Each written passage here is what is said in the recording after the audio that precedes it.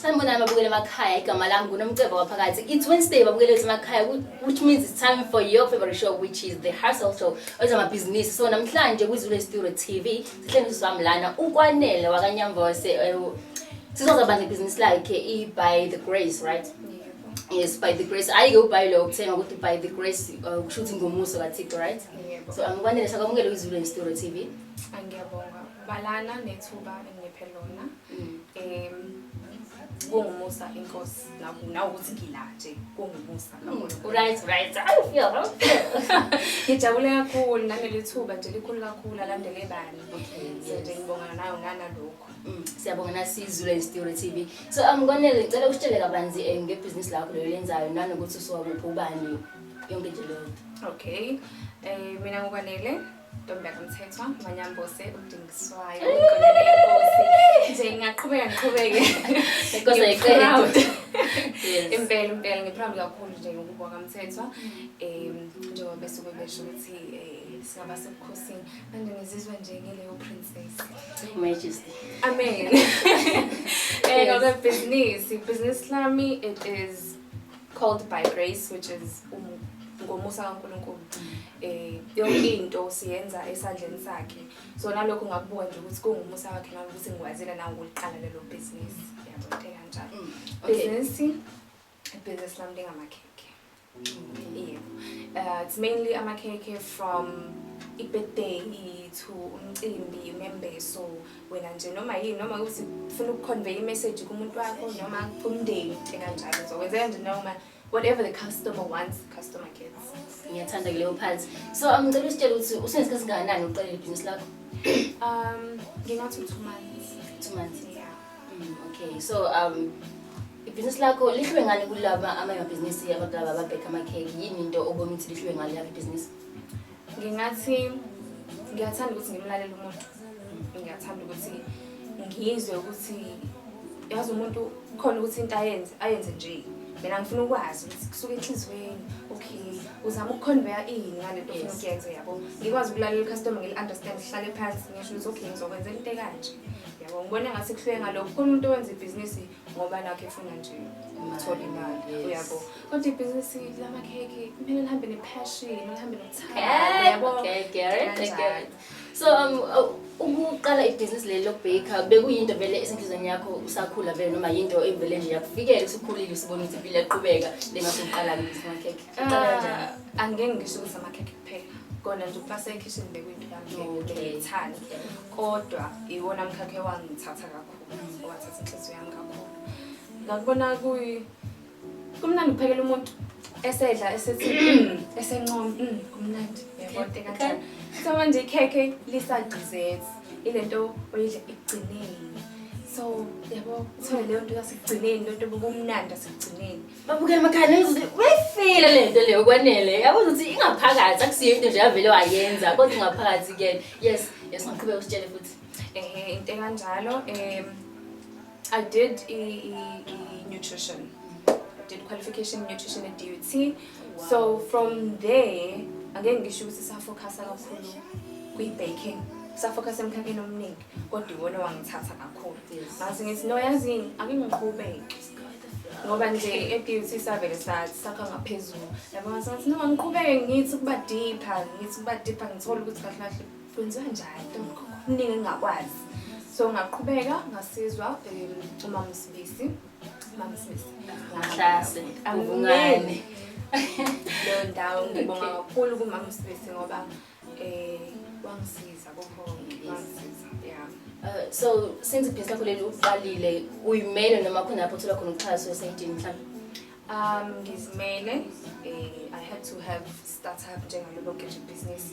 I had to have a startup so ukuseva until ngikwazi ukuthenga izinto. So imali engenayo ngokwenza ikhekhe iyaphuma ithenga material.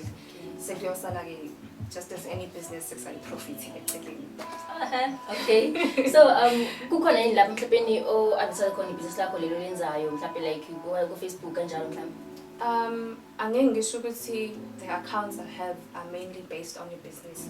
My personal accounts but ila ngeza khona business. Ngibona ngathi kulula ngaleyo ndlela ukwazi ukuthi usiswa amakhekhe then ukuthi ubona ipage lamakhekhe sekumele uyezansi uyofunda ukuthi sibani wakasibanibani kanjalo. Yeah, or WhatsApp nje Facebook.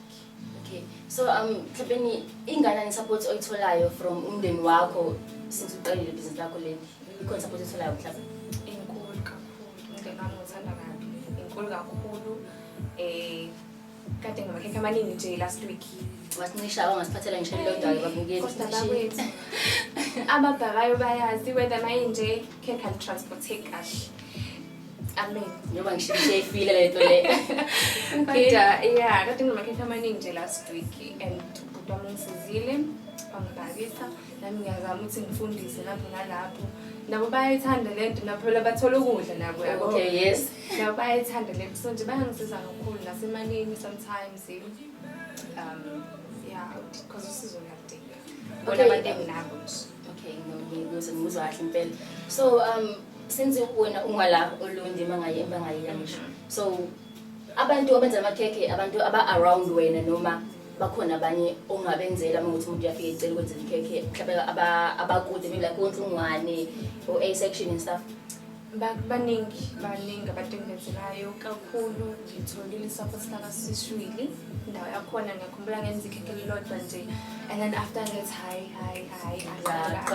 okay ngasho ukuthi ngiyaphakamisa igama lakhona ngiyabonga kakhulu community yakhona ukubone usually maqala ibhizinisi usupport abantu abakude kunawe then abantu abasondelene nawe abantu abasondelana abafuna discount wena bayakwazi abasondelene yes sonke sizama ukuphanda whatever nawe uqhamuka nayo mina ofuna ngiyithenge ngizoyithenga nje ngaleyo price olidayisa ngayo yabo. So amakhekhe owenzayo amakhekhe nje a simple like mhlawumbe like birthday cake yabo anjalo nje or like let's say maybe mina I have graduation parties then ngicela ukuthi ngenzele uzolenza yini bese decorator nje ngendlela leyo.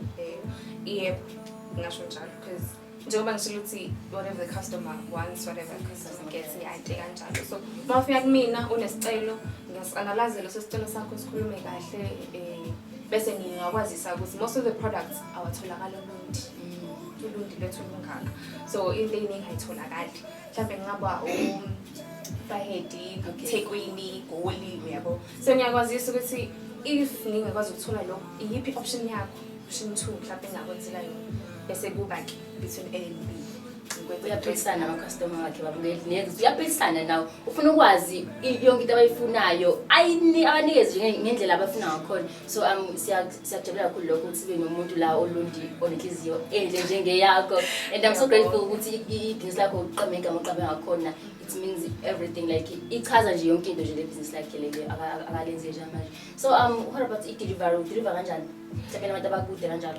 i-delivery it's for ulundi etang sithe plaza ethena ngoba abantu basolundi down yeah deliver down whichever place town but uma sufuna kuye beyond the plaza sesina calculate ke distance amount nani kodwa nje kuseplaza because iyona ndawo ephana indawo ngisho ukuthi uqhamukaphi uyazi ukuhlanganela khona yakhe kanjalo. Okay, so mhlawumbe ungathini kumbukeli wesilapha emakhaya namhlanje onesifiso sokuqala ibhizinisi ofuna naye ubake amakhekhe and so forth so ungamqhumezela yini ukuthi aqhubeke nakho noma nje akakhohle nje khona kanjani kodwa ungakhohle into oyithandayo akhohle into oyithandayo ake ngisho nami ukuthi ngenza i-super miracle nje ngavele ngaqala shame procrastinating laba ngacabanga no support yomndeni batshela ukuthi yazi manje nginecebe kanje ngisacela ungisupport yini mhlawumbe ungangisiza ngayo noma nawe yiza nawo ama-ideas akho u-involve umndeni wakho because ibona abantu onabo ibona abantu abazokusupporta kakhulu so nje go for whatever you want mayengenzeki zameni approach uzofika la khona yes so sesivala ababukele emakhaya mhlawumbe umuntu ofuna ukuxhumana nawe angithola kanjani mhlawumbe ngiyathola ngalo WhatsApp angifuna ukusho Facebook kakhulu but na Facebook ngiyatholakala angingena kakhulu but ngiyathemba ukuthi abantu bangasebenzisa kakhulu WhatsApp. Okay, ngishiye number WhatsApp 081 0502 9032. There's also an email, mawukuthi Kwanele Mthethwa 911@gmail.com. Okay, ngicela usiphe na Facebook in case khona umuntu ongafika Facebook then mawufika usithola. Sengiyithola. Kwanele Mthethwa. Kwanele Mthethwa on Facebook. Babukeli bonke nizwileke. So amabukeli emakhaya bekuyilokho simphathele khona namhlanje. Igama lami nguNomcebo kwaphakathi. Ishow ebuya namhlanje The Hustle Show ezamabhizinisi. So hlala nathi ngayindawo nangivikezayo nani sophinde sibuye futhi sinikeze izindaba ezinhle. Siyabonga sizule Studio TV.